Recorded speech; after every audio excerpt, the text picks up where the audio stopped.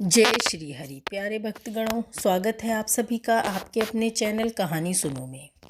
आज हम कार्तिक मास की कथा सुनेंगे। कार्तिक मास महात्म्य कथा अध्याय 1। मैं सिमरूं माता शारदा, बैठे जीवा आए, कार्तिक मास की कथा लिखे कमल हर्षाए। नौमी शारण्य तीर्थ में श्री सूत जी ने 88,000 सनकादि ऋषियों से कहा, अब मैं आपको कार्तिक मास की कथा विस्तार पूर्वक सुनाता हूँ, जिसका वर्णन करने से मनुष्य के सभी पाप नष्ट हो जाते हैं और अंत में वैकुंठ धाम की प्राप्ति होती है।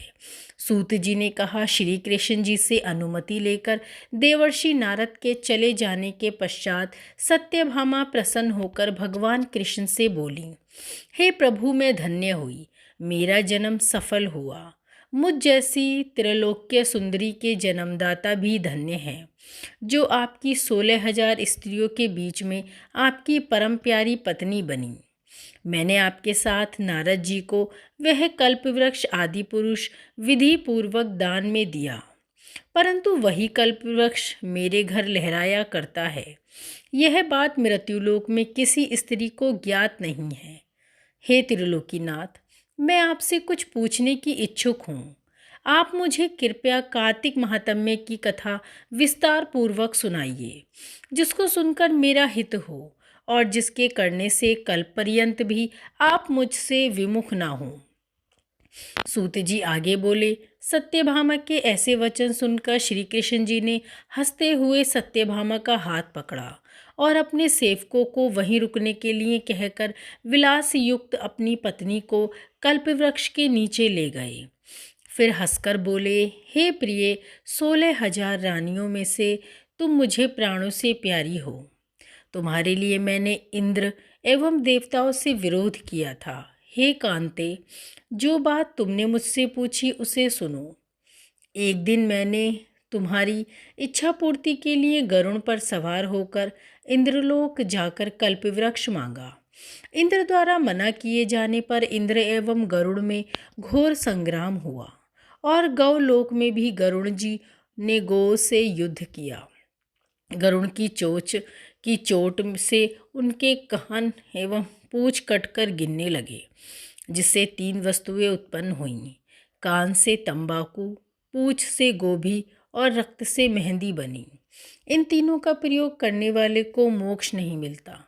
तब गौ ने भी क्रोधित होकर गरुड़ पर वार किया, जिससे उनके 3 पंख टूटकर गिर गए।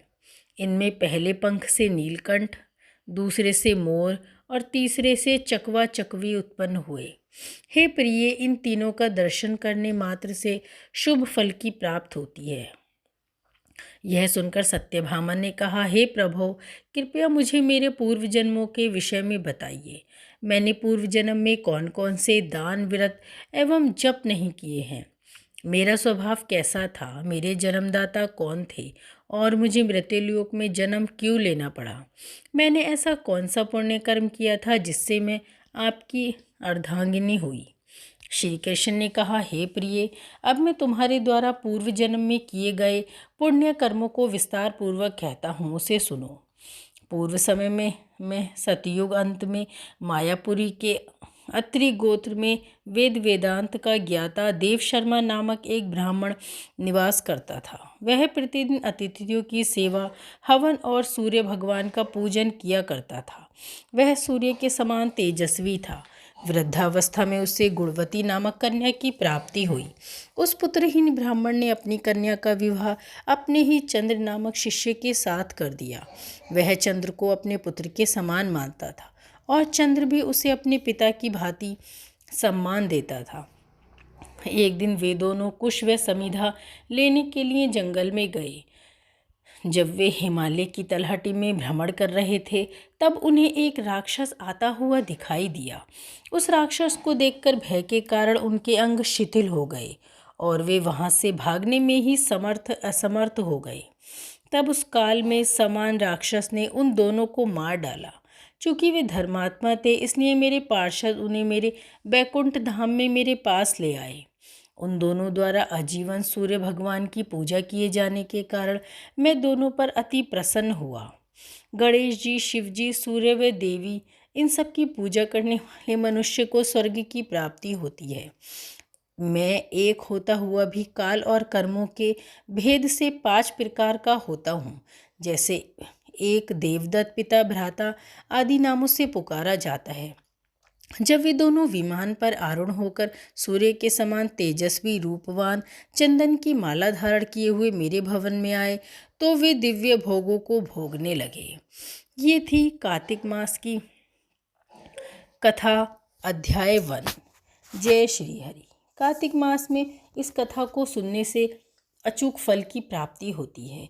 इसी तरह और अध्यायों के लिए जुड़े रहिए हमारे साथ। जय श्री हरि।